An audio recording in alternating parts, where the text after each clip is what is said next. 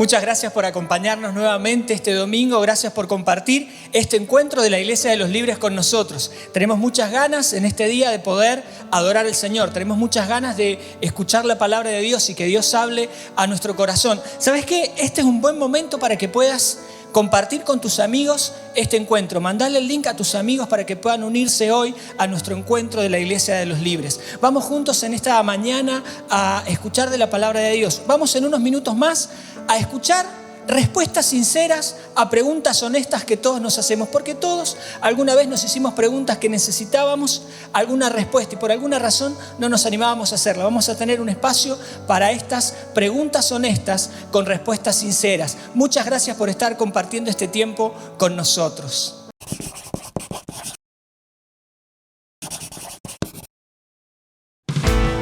Hola amigos y hermanos, continuando con esta serie de pequeños programas y reflexiones acerca de asuntos importantes en la vida cristiana, hoy vamos a hablar de un tema que puede ser un problema para los cristianos nuevos, pero es un problema en realidad para todos los cristianos en algún momento. ¿Usted está siempre seguro de todo? Yo no. El problema de la duda en la vida del cristiano es un tema que por ahí nos asusta, pero que tenemos que aceptar como parte de nuestra vida cristiana. Hay una narración muy interesante en el Evangelio de Marcos, en el capítulo 9, versículos 14 a 29, que se trata de un muchacho endemoniado, que realmente era terrible para él, para los que lo rodeaban. Los discípulos de Jesús no pudieron curarlo y entonces finalmente el Padre acude a Jesús y Jesús le dice, el Padre le pide ayuda y le dice, si puedes ayudarnos. Jesús dice, al que cree todo le es posible. ¿Crees esto? Y el Padre dice una cosa muy interesante, dice, creo, ayuda mi incredulidad. En realidad no era incredulidad, lo que tenía el Padre eran dudas. Él creía que Jesús lo podía sanar, pero no estaba seguro.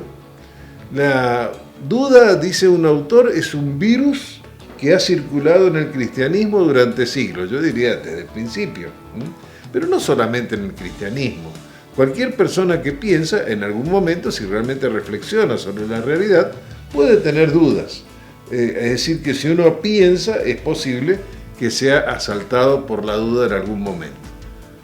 ¿De dónde vienen las dudas? Bueno, podríamos decir que en algunos casos vienen de causas, por así decirlo, de afuera, causas externas.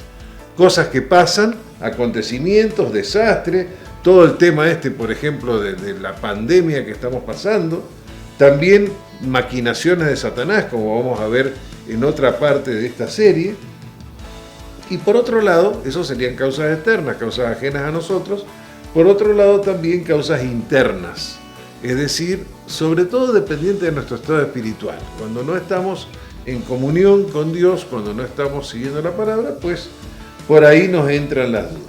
Pero también hay muchas veces que tenemos dudas que no tienen una causa detectable. No podemos decir exactamente de dónde vienen.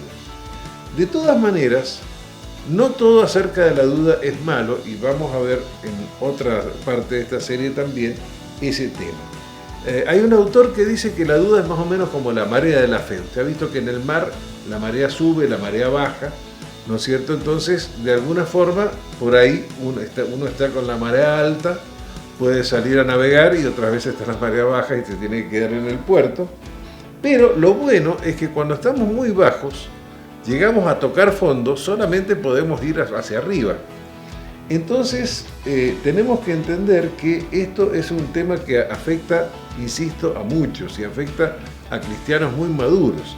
Hay un misionero que fue muy famoso en su momento y que fue quizá el misionero cristiano más importante de la historia de la iglesia, que cuenta, es el apóstol Pablo nada menos, que cuenta en la segunda carta a los Corintios, en los capítulos 2 y en el capítulo 7,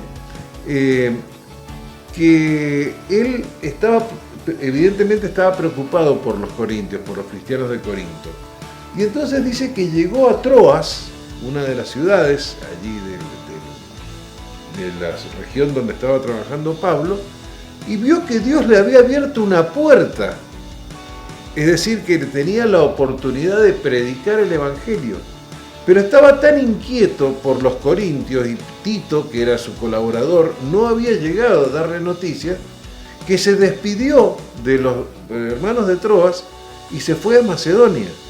Y solamente cuando en Macedonia llegó Tito a contarle que los corintios estaban bien, entonces su duda fue satisfecha y él pudo seguir con su trabajo. Fíjese, el apóstol Pablo, el predicador más grande del cristianismo primitivo, autor de 1/3 a 1/2 de todo el Nuevo Testamento, y sin embargo en su momento tuvo estas dudas. Es importante, y con esto vamos a terminar por hoy, diferenciar duda de incredulidad. La incredulidad es cuando alguien no cree directamente. El que cree puede tener dudas, puede no estar seguro. Si uno está seguro que las cosas no son así, seguro que Dios no es amor, seguro que uno no tiene apoyo espiritual, que seguro que no hay otra vida después de esta, ya está, es incrédulo. Solamente el creyente puede tener dudas. Y eso es un motivo de aliento. Seguimos en la próxima, que Dios te bendiga y recordá que estar firme en la fe y leer la palabra de Dios es una de las formas de combatir la duda. Te exaltaré, mi Dios y Rey, y alabaré tu nombre por siempre y para siempre. Te alabaré todos los días, sí, te alabaré por siempre. Hoy los invitamos a que podamos, hoy en la presencia del Señor, descansar, alabar su nombre y despojarnos de todas esas preocupaciones que nos llenan la cabeza. Grande es el Señor, el más digno de alabanza. Nadie puede medir su grandeza. Que cada generación cuente a sus hijos de tus poderosos actos y que proclamen tu poder.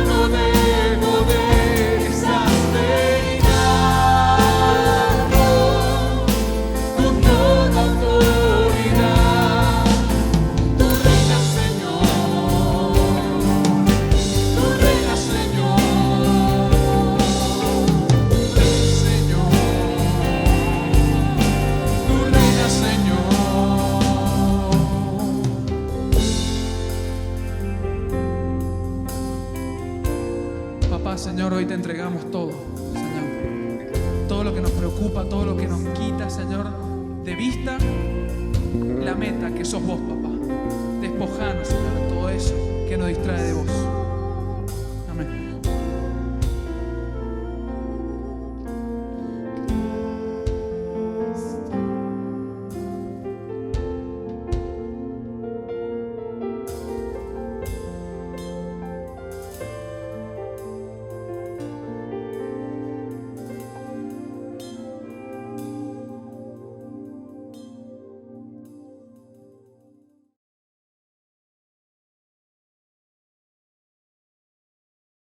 Vamos con este tercer mensaje de la serie.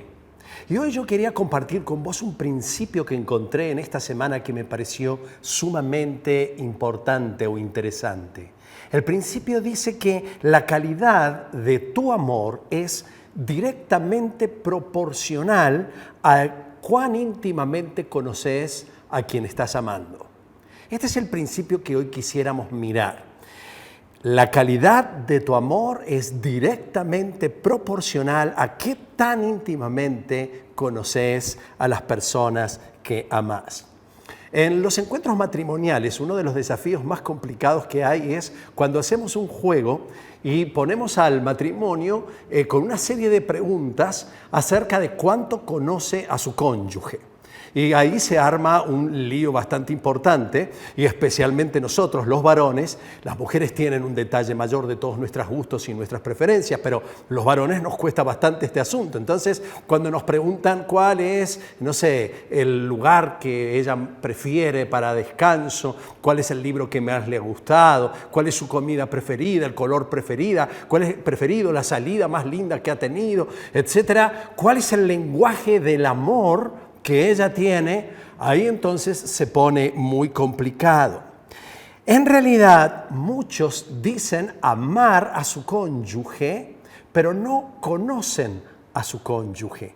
Y la idea aquí es que Dios nos quiere plantear a nosotros que somos su pueblo, que muchas partes de la Escritura nos revela como su novia, la que viene a buscar, si realmente le conocemos a Él o si le amamos simplemente por adivinanza. Amar a Dios con todo nuestro corazón, con toda nuestra fuerza, con toda nuestra mente, es el mandamiento más importante y es el camino de libertad más importante que todos nosotros podemos experimentar. Pero la pregunta es, este amor a Dios, este Dios, ¿qué es lo que realmente desea? La calidad de tu amor es directamente proporcional a cuánto conoces a Dios. Y a mí me honra pertenecer a esta iglesia que ha tenido como eje central el estudio consciente y la predicación de la palabra de Dios. Porque no se trata de amar a un Dios que yo me imagino como es, un Dios que yo he inventado, que yo he creado, que supongo lo que es, cómo piensa, cómo actúa, cómo siente y qué es lo que quiere, sino que la palabra de Dios es la forma en que nosotros podemos asegurarnos cuáles son los deseos del corazón de Dios a quien tanto amamos. Por eso surge una pregunta importante que es el título de la charla que tenemos hoy. La pregunta importante en la espera, de ahora hasta que venga Jesucristo a buscarnos, es ¿qué espera Dios de mí? ¿Cómo puedo amar a Dios a la manera de Dios? ¿Cómo o qué espera Dios de su iglesia en esta espera hasta la segunda venida? Esta pregunta es muy importante. Tan importante es que podríamos llegar a vivir justamente de una manera contraria, pensando que estamos agradando a Dios. Por eso es importante conocer a Dios. Esto le pasó al pueblo del Señor y lo va a reflejar a través de una historia una historia muy interesante que se encuentra en el libro de Miqueas. Él era un hombre que va a decir las cosas con mucha claridad, porque en realidad no las va a decir según su propio lenguaje, sino que él va a recibir una inspiración de parte de Dios que le va a dar las palabras y le va a dar el coraje para hablar a ese pueblo que justamente pensaba, creía que estaba honrando a Dios, amando a Dios, a su manera y a su forma. Recuerdo cuando me puse de novio, una de las cosas interesantes fue que le regalé a mi novia Adriana un ramo de rosas increíble. Yo se lo regalé, ella muy feliz, era nuestro primer encuentro en su casa, así que ella recibió las rosas con mucha emoción. Lo que yo no sabía es que a ella las flores no le gustan demasiado. Y no le da prioridad ni valoración, ni siquiera es su lenguaje del amor, los regalos, y mucho menos las flores. Así que la segunda vez que la voy a visitar, las flores habían sido puestas al lado del horno, así que estaban todas apachuchadas esas flores. ¿Qué me pasó? Bueno, estaba en una instancia de noviazgo, y lo que pasa uno en el noviazgo es que empieza a conocer a esa persona. Después, por supuesto, nunca más le compré una flor y a veces ella me lo puede reclamar. Pero lo cierto es que cuando uno va conociendo a la otra persona, no le regala lo que a uno le parece, no le da lo que uno siente o lo que a uno le gusta, sino lo que el cónyuge realmente desea. Los deseos de Dios es la clave importante. Miqueas, abrí tu Biblia, capítulo 6, versos 6 al 8, dice: ¿cómo podré acercarme al Señor y postrarme ante el Dios Altísimo? ¿Podré presentarme con holocaustos o con becerros de un año? ¿Se complacerá el Señor con miles de carneros o con 10,000 arroyos de aceite? ¿Ofreceré a mi hijo primero o mi primogénito por mi delito, al fruto de mis entrañas por mi pecado? Ya se te ha declarado lo que es bueno, ya se te ha dicho lo que de ti espera el Señor. Y entonces ahí escuchamos qué es lo que quiere Dios. Y Él expresa esto a través de 3 formas: practicar la justicia, amar la misericordia y humillarte ante tu Dios. Este libro contiene, el libro de Miqueas, 3 discursos. Estos 3 discursos comienzan con escúchame o oye bien. Y estos 3 discursos tienen un esquema muy interesante. Este esquema es, primero, Dios declara lo que ve en el corazón del hombre. En segundo lugar, Dios da una sentencia, un juicio, como producto de esta calidad santa de este Dios que va a hablar con el hombre.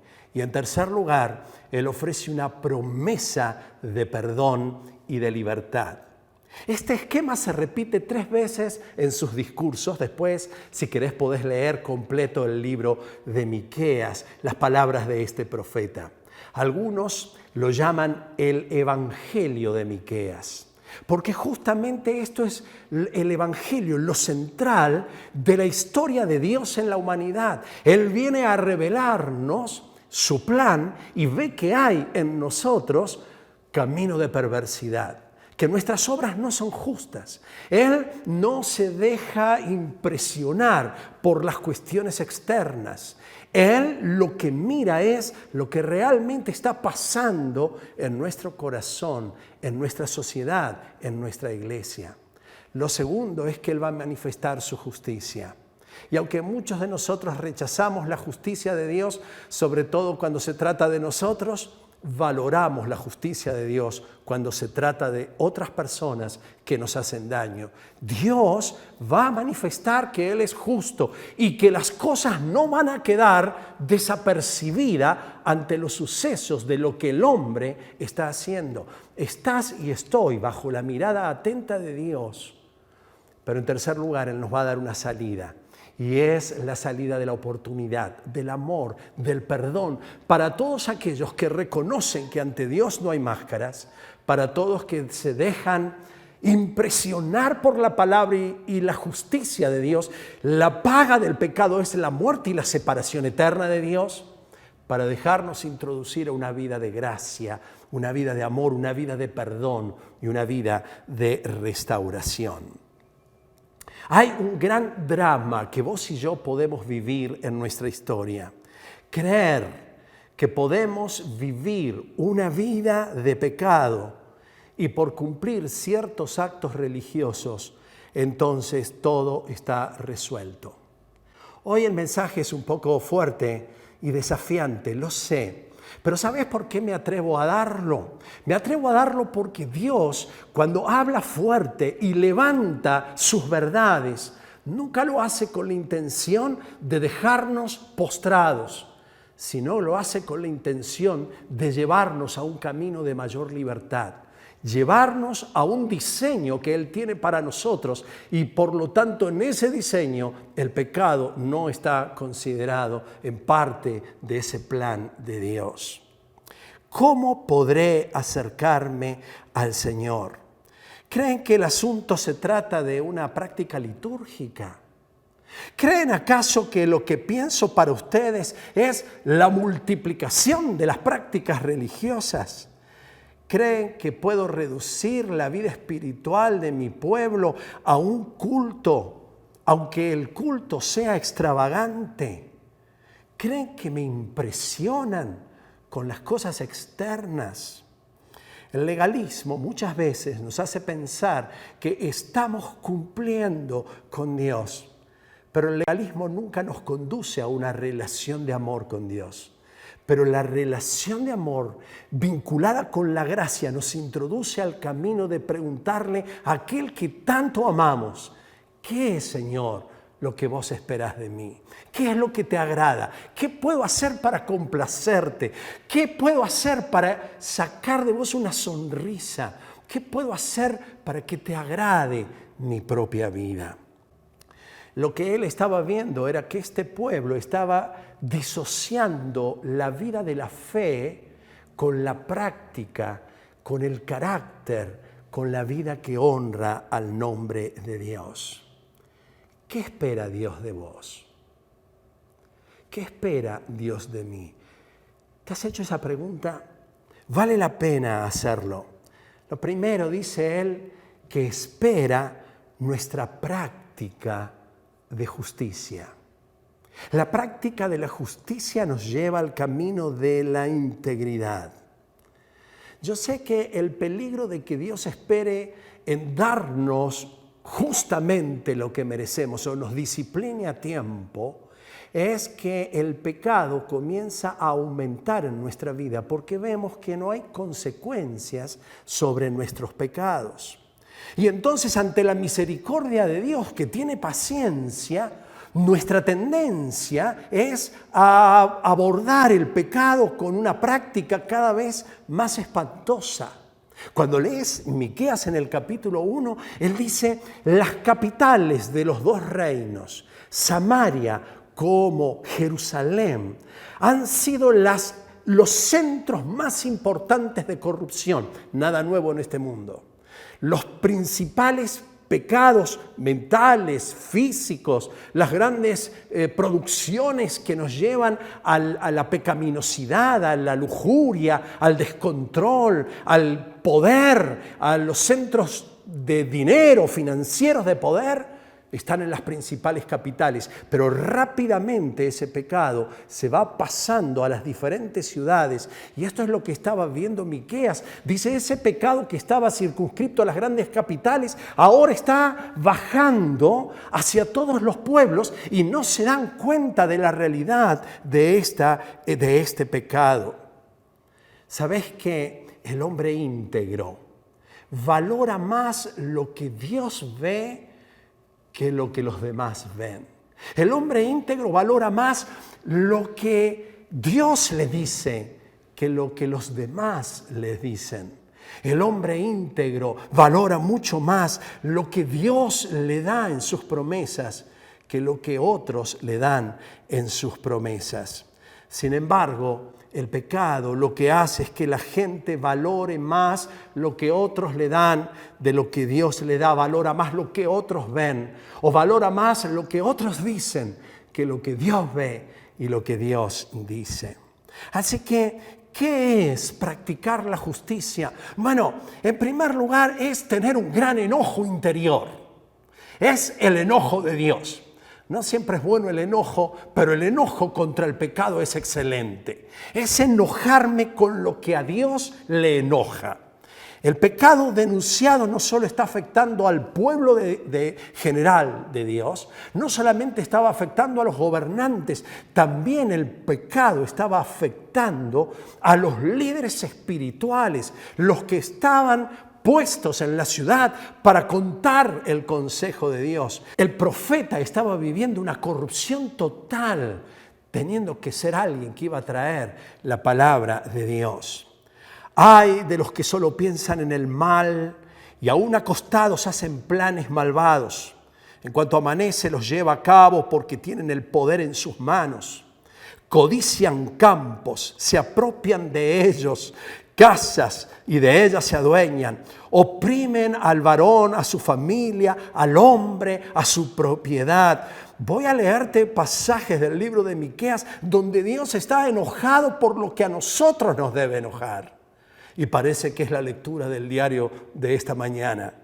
A las mujeres, un interés tan importante Dios le da a la mujer, una valoración. Y Dios le dice, a las mujeres de mi pueblo las echan de sus preciadas casas, violencia familiar. A sus niños los despojan para siempre del honor que les di, abuso en la niñez. Entonces dije, Miqueas 3:1-2, escuchen gobernantes, autoridades del pueblo de Israel, ¿acaso no les corresponde a ustedes conocer el derecho? Ustedes odian el bien y aman el mal. A mi pueblo le arrancan la piel del cuerpo y la carne de sus huesos. El verso 5 dice, así dice el Señor acerca de los profetas que hacen errar a mi pueblo, los cuales cuando tienen algo que morder proclaman paz. Pero contra aquel que no les pone nada en la boca, la corrupción de los predicadores de su tiempo, entonces le declaran la guerra santa. Sus gobernantes juzgan por soborno. Sus sacerdotes instruyen siempre que hay dinero. Sus profetas predicen por dinero. Y para colmo se apoyan en el Señor diciendo, no está Él entre nosotros, Dios está aquí.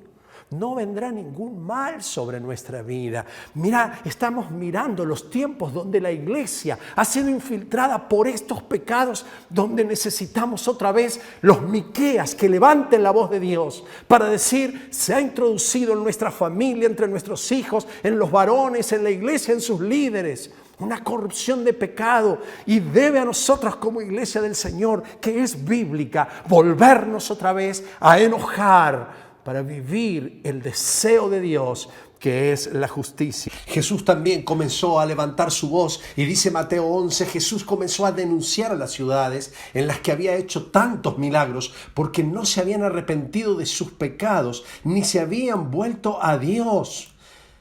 ¿Qué aflicción les espera? Pero si alguien hace pecar a uno de estos pequeños que creen en mí, más les valdría que le colgaran en el cuello una gran piedra de molino y lo hundieran en lo profundo del mar. Ay del mundo por las cosas que hacen pecar a la gente. Inevitables que sucedan, pero ay de aquel que hace pecar a los demás. Jesús les dijo a los fariseos, hipócritas, este pueblo me honra con sus labios, pero su corazón está lejos de mí y su adoración es una farsa. A la iglesia más adelante Jesús le diría en Apocalipsis, yo sé todo lo que haces, que no eres frío ni caliente, ya que eres tibio, te vomitaré de mi boca. Y corrijo y disciplino a todos los que amo, por lo tanto sé diligente y arrepiéntete de tu indiferencia. Yo estoy a la puerta y llamo. Si oyes mi voz y abres la puerta, entraré y cenaremos juntos como amigos. Practicar la justicia significa denunciar lo que Dios le enoja. No solo estamos llamados a ser íntegros nosotros, sino también a mirar los actos de injusticia que están a nuestro alrededor para denunciarlos. Y no lo vamos a hacer en nuestras fuerzas. Miqueas dice, yo Miqueas, lleno del poder de Dios, puedo afirmar que nuestro Dios es un Dios justo y también puedo acusar a los israelitas de ser un pueblo pecador y desobediente. Pero también estar trabajando en la justicia, comprometido con los actos de justicia, es comprometernos con una mejor justicia en nuestra sociedad. Significa que algo vamos a hacer con esos actos que estamos viendo que enojan al corazón de Dios. Es una iglesia que se pone de pie para ministrar, para servir, para comprometerse con los actos de injusticia. La justicia social la puede dar Dios a través de su iglesia para no entrar en caminos de corrupción ni de vergüenza. Dios, en segundo lugar, espera que amemos la misericordia. Si miramos al Señor, entonces vamos a poder encontrar el modelo de la misericordia.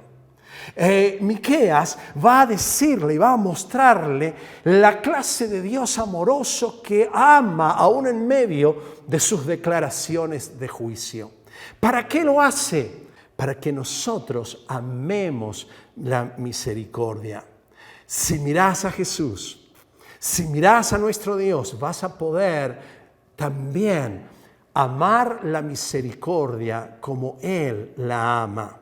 Amar la misericordia es amar la unidad del pueblo de Dios. Dice Miqueas 2:12, te aseguro que yo reuniré a todo tu pueblo. Le dice el Señor, te aseguro, Israel, que yo juntaré a tu remanente, los congregaré como rebaño en el aprisco. Toda persona que ama la misericordia, ama la unidad, ama la congregación, ama la familia, ama el estar juntos. Amar, en segundo lugar, el cuidado. Toda persona que ama se compromete en un cuidado pastoral como Dios lo hace con nosotros. Oh Señor, protege a tu pueblo con tu vara de pastor. Guía a tu rebaño, tu posesión más preciada.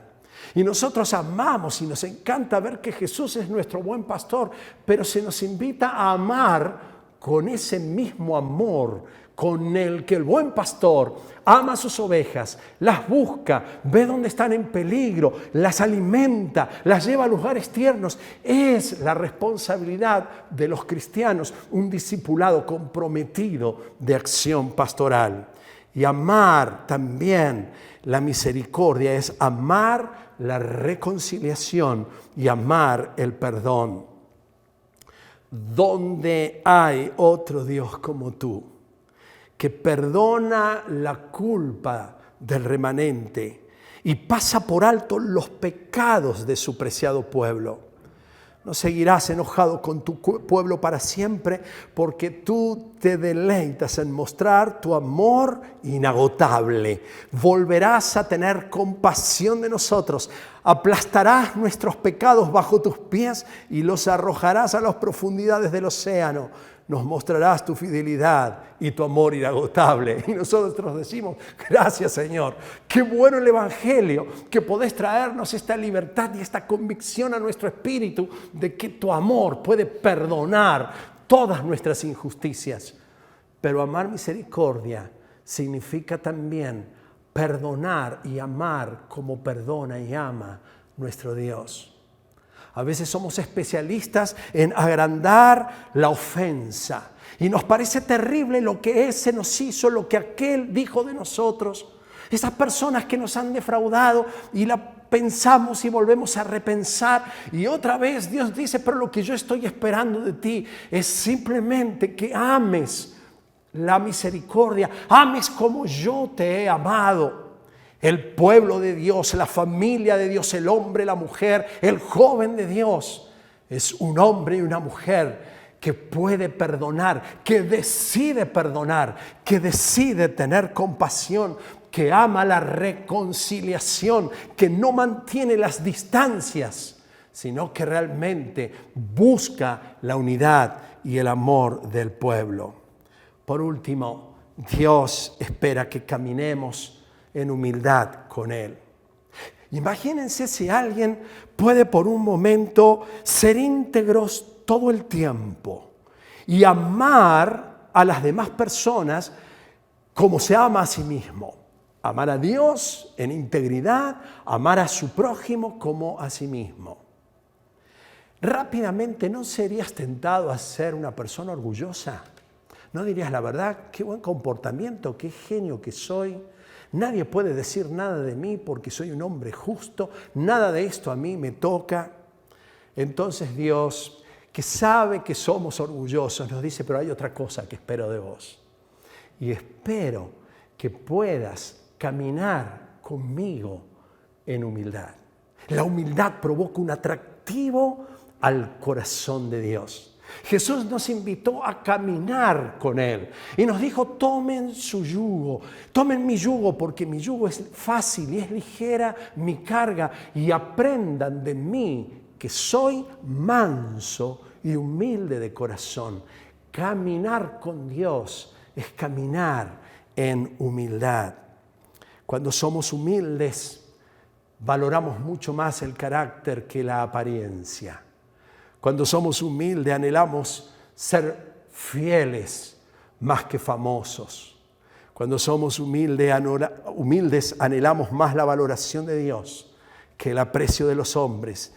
Y nos enfocamos más en lo que hacemos en secreto que lo que hacemos delante de los hombres. No hagan nada por contienda ni vanidad, más bien con humildad, nos recuerda el apóstol Pablo. ¿Hay algo que Dios espera de ti? Practicar la justicia, amar la misericordia y humillarte ante tu Dios. ¿Qué respuesta le vas a dar a Dios? Dios te bendiga. Si mi pueblo que teme a mi nombre se humilla a orar, si mi pueblo se arrepintiere de toda su maldad, yo los escucharé, los perdonaré, sanaré la tierra y sus heridas, y me levantaré, los defenderé, defenderé al pueblo que alaba hoy mi nombre, y yo recordaré todas mis promesas, oiré su ruego, sanaré la tierra, los uniré de nuevo, perdonaré sus males, como un solo pueblo que humilde se arrodilla.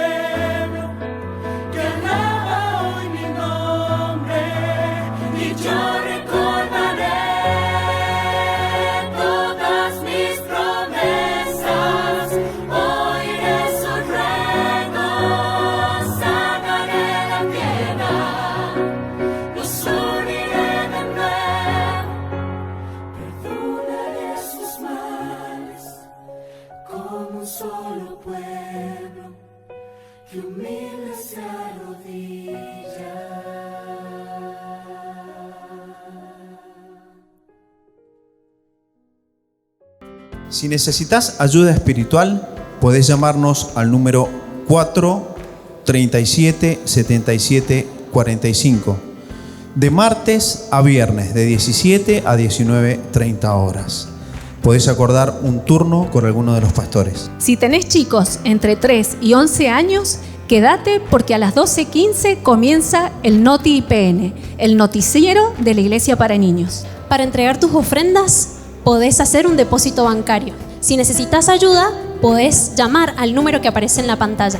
Te damos muchas gracias por tus ofrendas. También en la semana tenemos encuentros para adolescentes, para preadolescentes. Los jóvenes también tienen sus encuentros en los grupos de crecimiento y por supuesto tenemos grupos de crecimiento para cada una de las etapas de la vida. Si querés conocer más acerca de nuestros grupos de crecimiento, podés entrar a nuestra página web www.iglesiadeloslibres.com.ar y allí conocer un montón de cosas más acerca de la Iglesia de los Libres. Estamos muy contentos de haber estado juntos una vez más delante de la presencia del Padre. Sin lugar a dudas que en este día la palabra de Dios ha sido especial. Yo quiero invitarte a que reflexiones, a que no seas en estos encuentros simplemente un espectador. Hoy Dios nos ha llamado a que en el tiempo de espera estemos pensando qué es lo que a Él le agrada. Cuando estamos en un tiempo de espera, no estamos simplemente dejando que pase el tiempo. Dios está activamente obrando en nuestras vidas. Y una de las cosas que va a hacer transformaciones en nuestra vida es que nosotros nos preguntemos y nos movamos hacia aquello que al Padre le agrada. Una vez más, gracias por habernos acompañado. Gracias por sumarte a este encuentro. Que Dios te bendiga.